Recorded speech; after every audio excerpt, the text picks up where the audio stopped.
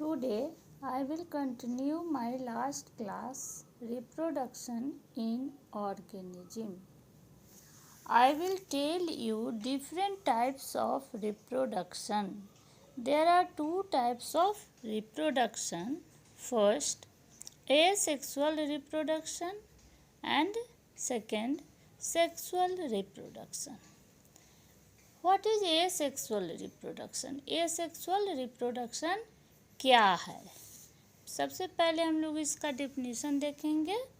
It asexual reproduction, it is that type of reproduction in which there is no formation and fusion of gametes. तो asexual reproduction में क्या होगा? No formation and fusion of gametes, मतलब ना gamete का formation होगा और ना गैमिट का फ्यूजन होगा. कहीं कहीं तुमको मिलेगा कि गैमिट कैसे गैमिट बनता है, लेकिन देखेंगे कि वहाँ जो पार्थेनोजेनेसिस है उसमें गैमिट का फॉर्मेशन तो होगा, लेकिन फर्टिलाइजेशन और फ्यूजन ऑफ गैमिट्स नहीं होता है. तो हम लोग इसको क्या कहते हैं? एसेक्सुअल रिप्रोडक्शन कहते हैं. इसमें कोई भी गैमिट का फॉर्मेशन और फ्यूजन नहीं होगा, लेकिन पार्थेनोजेनेसिस के केस में देखते हैं कि गैमिट का फॉर्मेशन होता है, जिसको हम लोग आगे पढ़ेंगे. हाँ, उसके बाद देखते हैं सेक्सुअल रिप्रोडक्शन. सेक्सुअल रिप्रोडक्शन क्या है? It is that type of reproduction in which there is formation and fusion of gametes involved. मतलब इसमें क्या होता है? सेक्सुअल रिप्रोडक्शन में सबसे पहले गैमिट का फॉर्मेशन होगा और गैमिट का फ्यूजन होगा, उसके बाद ही बॉडी का फॉर्मेशन होता है. तो उसको हम लोग क्या कहते हैं? Sexual reproduction. अब हम लोग एसेक्सुअल रिप्रोडक्शन, जैसा कि एनसीईआरटी में दिया है, देखेंगे कि क्या है. क्या इसमें क्या होता है उसका कुछ पॉइंट्स देख लेते हैं कि इसमें single parent is involve. First point क्या दे रहा है? एनसीईआरटी बुक खोलो, देखो. सिंगल पेरेंट इज इन्वॉल्व मतलब यूनी पेरेंटल, एक ही पेरेंट होता है. किसमें? एसेक्सुअल रिप्रोडक्शन में सिंगल पेरेंट होता है. इसका माँ पिताजी जो होते, पेरेंट मीन्स माँ पिताजी, तो इसका एक ही पेरेंट होगा, दो नहीं है. सेक्सुअल रिप्रोडक्शन में फिर हम लोग देखेंगे बाय पेरेंटल. फिर एसेक्सुअल रिप्रोडक्शन में देखते हैं कि न फॉर्मेशन होता है गैमिट का और न फ्यूजन ऑफ गैमिट्स होता है. उसके बाद देखते हैं कि एसेक्सुअल रिप्रोडक्शन ही अभी पढ़ रहे हैं. देखते हैं कि इसमें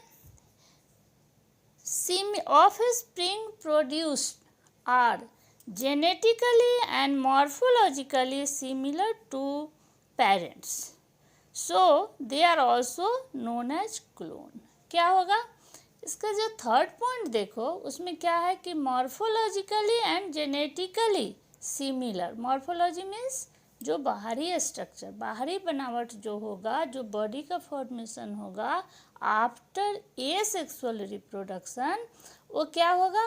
मॉर्फोलॉजिकली एंड जेनेटिकली सिमिलर होगा. किसके जैसे? अपने पेरेंट के जैसा. तो इसमें कौन डिवीजन होगा? माइटोसिस, सेल डिवीजन आगे बात करेंगे.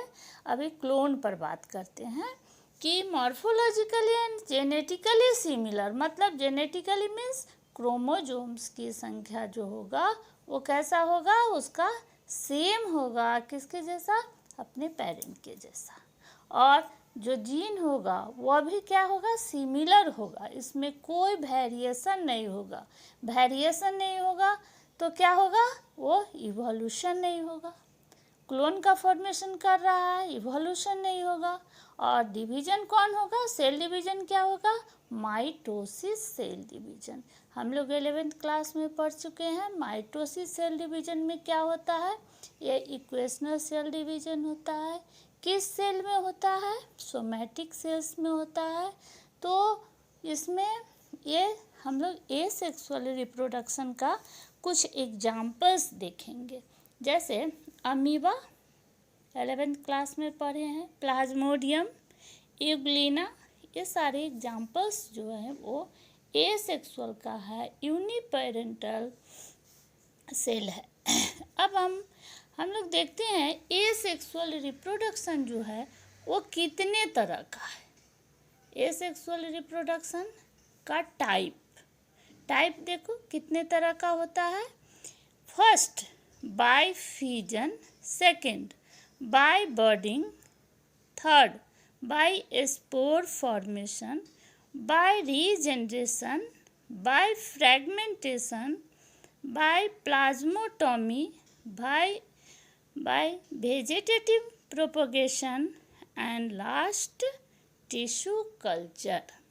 हम लोग इसमें से कुछ पॉइंट्स जो है बाय फिजन को समझते हैं। सबसे पहले फिजन जो होता है, फिजन मीन्स क्या होता है। फिजन क्या है? It is the division of parent body in 2 or more daughter individuals identical to the parents. It is of 2 types.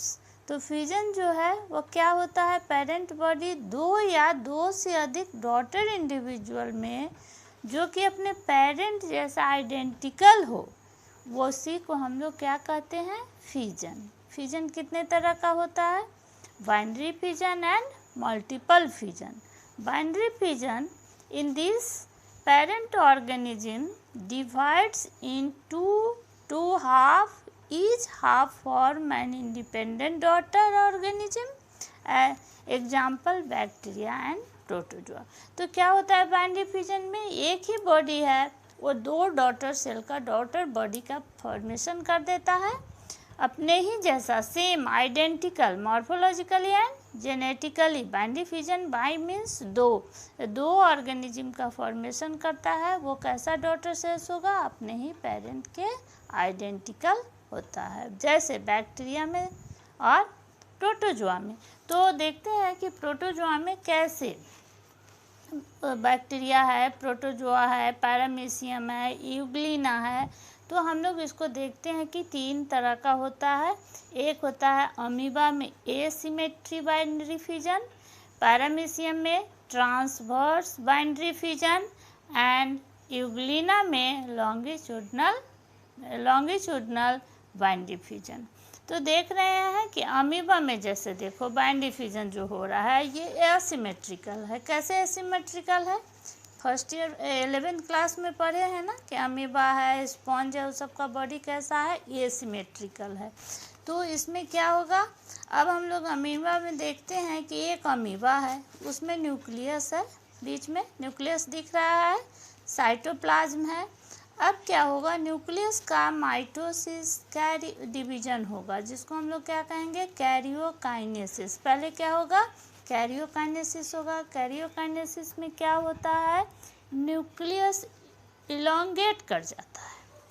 उसके बाद क्या होगा, साइटोप्लाज्म जो है वो क्या होगा, वो भी उसमें डिवीजन होगा, जिसको साइटोकाइनेसिस कहेंगे, और न्यूक्लियस के डिवीजन को कैरियोकाइनेसिस कहेंगे।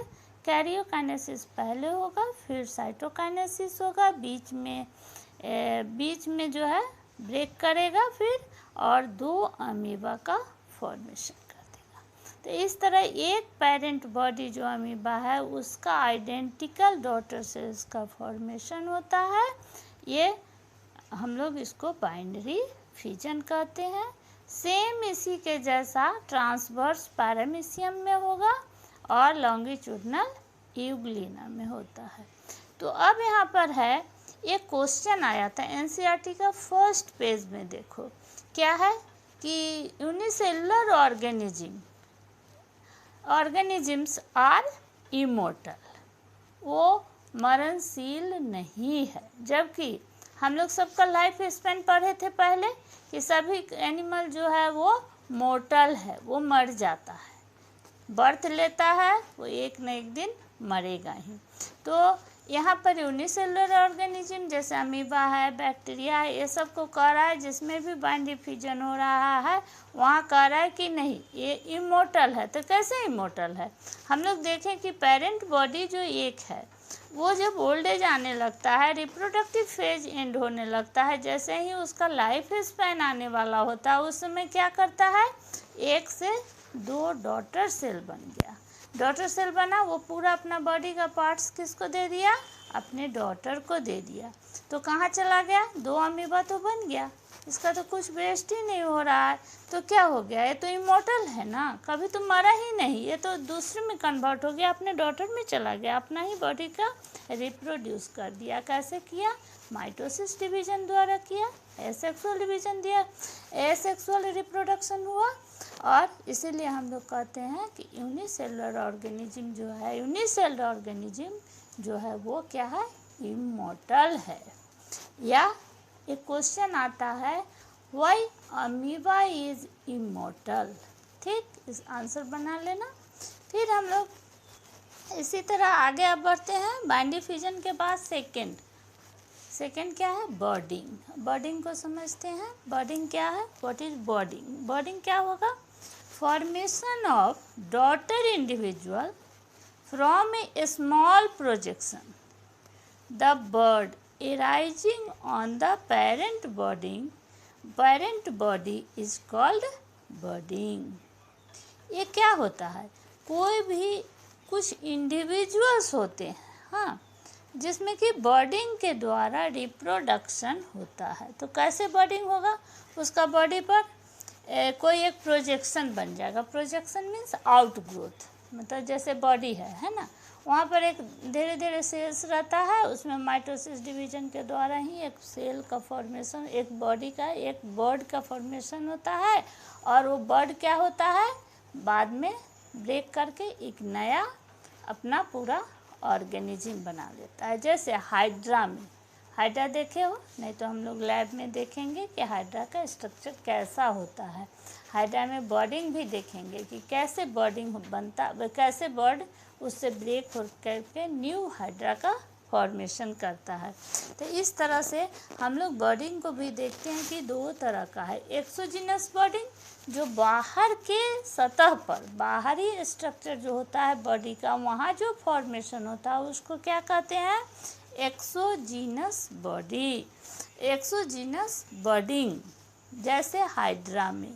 उसके बाद एक होता है इंडोजीनस बर्डिंग। इंडोजीनस बर्डिंग क्या होगा, when the bird grows on inner surface of the body, मतलब बॉडी के अंदर, इंडोजीनस, इंडो मीन्स अंदर, तो जब अंदर के सतह पर जब बर्ड का फॉर्मेशन होता है तो उसको क्या कहते हैं, इंडोजीनस बर्डिंग। स्पॉन्ज, इसका एग्जाम्पल क्या है, स्पॉन्ज। स्पॉन्ज का डायग्राम हम लोग पोरीफेरा में पढ़े थे, याद करो फर्स्ट ईयर में हम लोग स्पंज का जब डायग्राम पढ़ रहे थे उस समय पढ़े थे ना। तो उसका बॉडी के अंदर क्या होता है, गेम्यूल्स का फॉर्मेशन होता है, अंदर में गेम्यूल्स बनता है, जो बर्ड का रूप है वो कहाँ होता है, अंदर में होता है। और वो बाद में क्या होता है, बाहर जो माइक्रोपाइल जो है, जैसे हम लोग का माउथ की तरह होता है ना, याद करो, तो वहाँ से वो बर्ड बाहर निकलेगा और वही बाहर आकर के गेम्यूल्स जो है न्यू स्पॉन्ज का फॉर्मेशन करता है। तो इस तरह से हम लोग बर्डिंग पढ़े। अब पढ़ते हैं spore formation, third point. Spore क्या होता है, स्पोर क्या होगा, स्पोर्स जो होता है, स्पोर्स आर यूजुअली थिक और थीन walled haploid and unicellular propagule which under favorable condition can give rise to new organism using mitotic division। तो ये जैसे इसका एग्जाम्पल हम लोग पढ़ेंगे, कोनिडिया में पढ़ेंगे और क्लेमाइडोमोनस, 2 डायग्राम यहाँ एनसीईआरटी में दिया है, उसको हम लोग देखते हैं कि कैसे एक फेवरेबल कंडीशन को जान लेते हैं पहले। एक फेवरेबल कंडीशन होता है, एक अनफेवरेबल कंडीशन। फेवरेबल कंडीशन क्या होगा और अनफेवरेबल कंडीशन, जब कोई स्पोर्स जैसे सीड्स ही है, जब फेवरेबल कंडीशन मिलता है तो क्या होता है, जर्मिनेट कर जाता है। जैसे सोचो कि हम लोग घर में चना रखते हैं ना, लेकिन जब उसको पानी में फुला देते हैं, फिर सॉइल में डाल देते हैं, टेम्परेचर मिलता है, तो क्या होता है, फेवरेबल कंडीशन जब मिलेगा तो उससे बेबी प्लांट का फॉर्मेशन होता है, जर्मिनेट कर जाता है। वैसे ही जब स्पोर्स का फॉर्मेशन होता है, उसको जब फिर फेवरेबल कंडीशन मिलेगा तो वो न्यू स्पोर्स से क्या बनेगा। जैसे ये मेन स्पोर्स का फॉर्मेशन जो होता है ईस्ट में होता है, और क्लेमाइडोमोनास का एग्जांपल दिया है, इसमें फंगाई और एल्गी में देखा जाता है कि स्पोर्स का फॉर्मेशन होता है, जो कि फेवरेबल कंडीशन आएगा और फिर न्यू फंगाई और एल्गी का फॉर्मेशन हो जाता है। इस तरह से हम लोग देखते हैं, दो एग्जांपल यहाँ देखते हैं। एक जू स्पोर में देखते हैं क्लेमाइडोमोनास में, जिसमें फ्लैजेला का फॉर्मेशन होता है।